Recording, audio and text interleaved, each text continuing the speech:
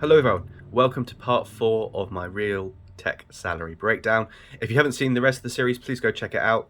It'll give you more information and you'll know what we're talking about. Anyway, so like I said in my last video, I was contracted and this lasted for about 3 years where they continued to keep me on retainer.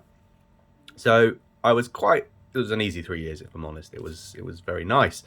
Didn't have to do much work, didn't have to work every day, didn't have to do those sorts of things. But when that came to an end, I kind of hit this crisis of, well, what do I do now? So initially I thought, right, I'm going to go back to doing full-time freelancing. So I went full-time freelancer for the next kind of year. At this point, I had about 5 years experience working with freelancing and with the contract.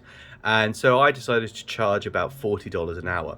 I thought that was quite expensive actually, but as it turns out in hindsight, I was actually probably undercharging people. Still, I was living in a small town. I think I actually then also moved to a small village. We were a couple of hours away from London. It wasn't city pricing. It was very kind of rural, small businesses that I was working with.